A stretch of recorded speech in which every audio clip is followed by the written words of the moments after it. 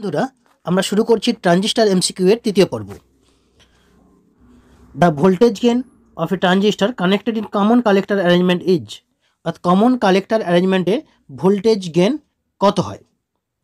অবশ্যই যেহেতু এটা কমন কালেক্টর অ্যারেঞ্জমেন্টে লাগানো আছে, তাই অবশ্যই এর কারেন্ট গেন হবে লেস দেন 1। পরবর্তী প্রশ্ন, the phase difference between the input and output voltages of a transistor connected in common collector arrangement is, common emitter arrangement এ ইনপুট ও আউটপুট ভোল্টেজের মধ্যে ফেজ ডিফারেন্স কত। তো এখানে বলা হয়েছে কমন এমিটার। তো অ্যাকচুয়ালি এখানে প্রকৃত যে প্রশ্ন ইংরেজি প্রশ্নটা ছিল সেখানে কমন কালেক্টর ছিল, কোনো কারণে এখানে এমিটার হয়েছে, তো এটা হবে না, এটা কালেক্টর হবে। তো কমন কালেক্টরের ক্ষেত্রে কোনো ফেজ ডিফারেন্স থাকে না, কমন বেস এবং কমন কালেক্টরের ক্ষেত্রে কোনো ফেজ ডিফারেন্স থাকে না, একমাত্র কমন এমিটারের ক্ষেত্রেই ফেজ ডিফারেন্স থাকে 180 ডিগ্রি। তো যেহেতু এটা কমন কালেক্টরের কথা বলা হয়েছে, রাইট অ্যান্সার হবে 0 ডিগ্রি। পরবর্তী প্রশ্ন, IC equals to beta into IB, অর্থাৎ collector current equals to beta, অর্থাৎ current beta into base current plus, তো রাইট অ্যান্সার হবে আইসিইউ, অর্থাৎ কালেক্টর এমিটার কারেন্ট, কালেক্টর এমিটারের current when base is open, ICEO. পরবর্তী প্রশ্ন,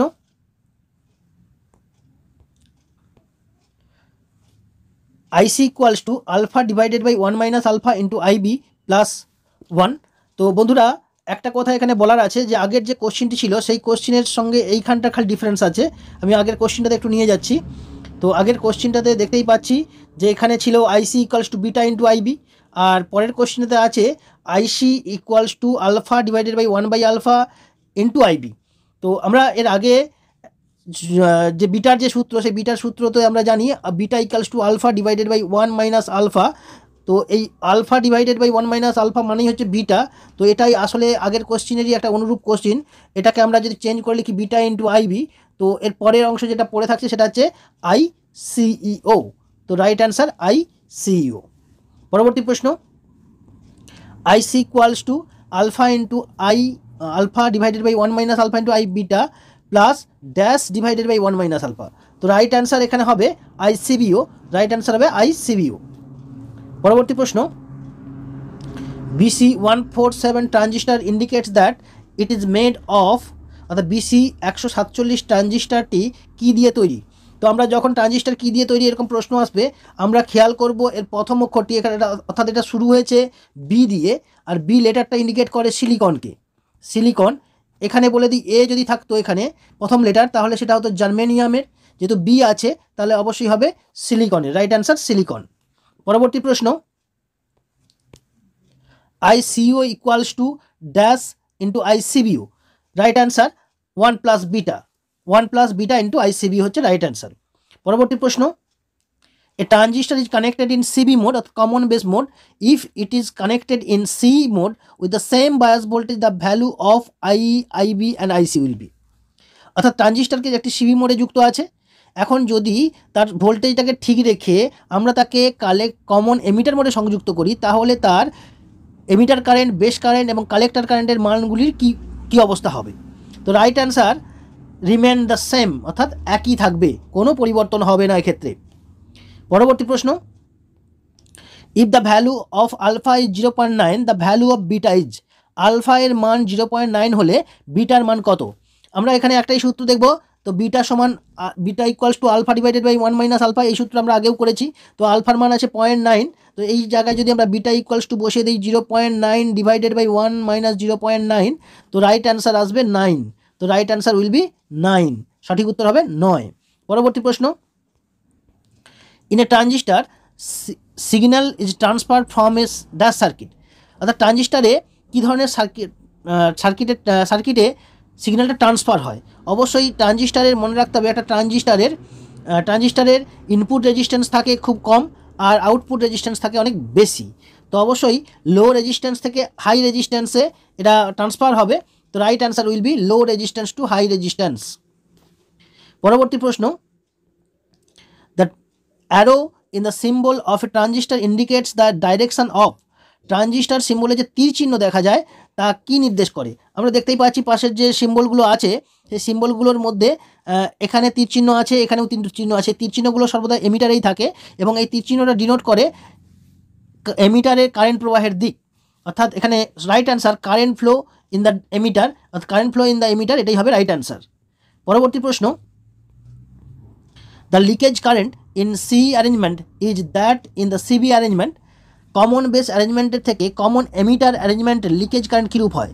বন্ধুরা মনে রাখবেন, কমন এমিটার অ্যারেঞ্জমেন্টেই লিকেজ কারেন্ট হয় সবচেয়ে বেশি। তো এখানে সিবির থেকে কতটা কী হবে, অবভিয়াসলি যেহেতু সিতেই সবচেয়ে বেশি হয় তাহলে এখানেও তাই হবে অ্যান্সার, অর্থাৎ more than the CB arrangement, right answer, more than the CB arrangement. পরবর্তী প্রশ্ন, a heat sink is generally used with a transistor to. ট্রানজিস্টারের সাথে যে হিট সিঙ্ক লাগানো থাকে সেটা কী কারণে লাগানো হয়? বন্ধুরা পাশের ছবিতে একটি ট্রানজিস্টারের সঙ্গে একটি হিট সিঙ্ক লাগানো আছে, তো সার্কিটেও এরকমভাবেই লাগানো থাকে। এর প্রধান কারণটা হচ্ছে অতিরিক্ত তাপমাত্রা বৃদ্ধির হাত থেকে ট্রানজিস্টারকে রক্ষা করা, অর্থাৎ রাইট অ্যান্সার হবে প্রিভেন্ট এক্সেসিভ টেম্পারেচার রাইজ। পরবর্তী প্রশ্ন, the most commonly used semiconductor in the manufacture of transistor is. Transistor তৈরিতে সবচেয়ে বেশি ব্যবহৃত সেমিকন্ডাক্টর পদার্থ কোনটি? বেশিরভাগ ক্ষেত্রেই ট্রানজিস্টারগুলি তৈরি হয় সিলিকন দিয়ে, তো রাইট অ্যান্সার হচ্ছে সিলিকন। প্রকৃতপক্ষে সিলিকন বস্তুটা কিন্তু দেখতে এরকম হয়। পরবর্তী question number 45, the collector base junction in a transistor has. একটি ট্রানজিস্টারের কালেক্টর বেস জাংশন কীরূপ অবস্থা থাকে? মনে রাখতে হবে যে কালেক্টরে একটি ট্রানজিস্টারের কালেক্টর বেস জাংশন সবসময় রিভার্স বায়াসে লাগানো হয়, তো রাইট অ্যান্সার হবে reverse bias at all times. পরবর্তী প্রশ্ন, question number 46, when transistor are used in digital circuit they usually operate in the. যখন ট্রানজিস্টারকে একটি ডিজিটাল সার্কিটে ব্যবহার করা হয় তখন সাধারণত সেগুলি কোন ক্ষেত্রে কাজ করে? আমাদেরকে এখানে নোট যেটা গুরুত্বপূর্ণ হিসেবে ভাবতে হবে ডিজিটাল সার্কিট। ডিজিটাল সার্কিটের দুটো স্টেটই সবসময় নেওয়া হয়, একটা হচ্ছে অন স্টেট আর একটা হচ্ছে অফ স্টেট। এই দুটো স্টেট ছাড়া অন্য কোনো স্টেট ডিজিটাল সার্কিটে অ্যাপ্লিকেবল নয়। অনকে আমরা 1 বলে ধরি আর অফকে বলতে পারি 0, যদি আমরা পজিটিভ লজিক গেট ধরে নিই।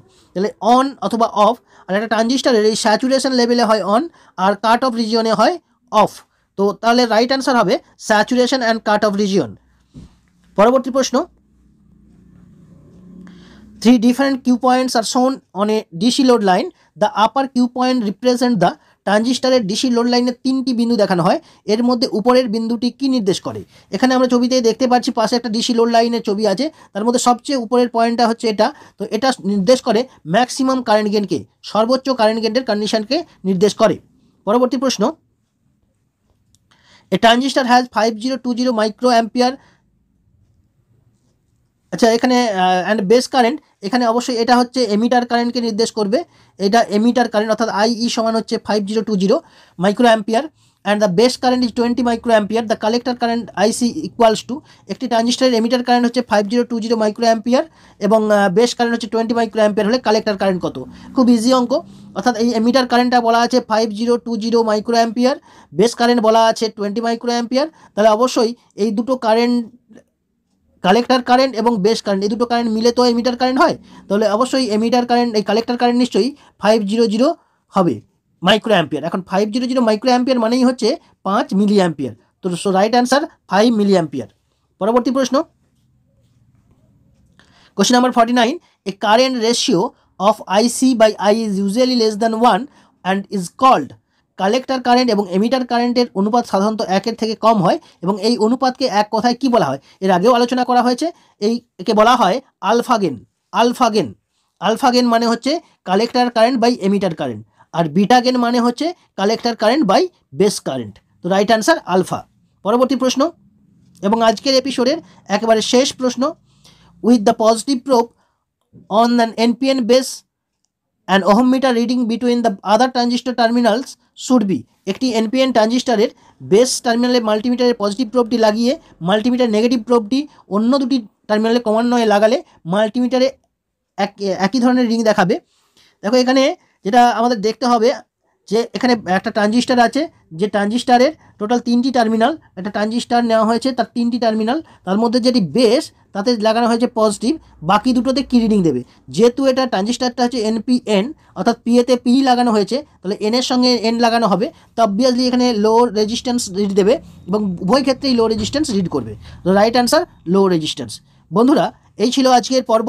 অবশ্যই ভালো লাগলে লাইক করবেন এবং শেয়ার করবেন বন্ধুদের সাথে, এবং যারা আমাদের চ্যানেলে নতুন দেখছেন তারা অবশ্যই সাবস্ক্রাইব করবেন এবং পাশের বেল আইকনটি অন করবেন, যাতে আমাদের চ্যানেলের ভিডিওগুলো আপনাদের কাছে খুব তাড়াতাড়ি পৌঁছে যায়। Thank you.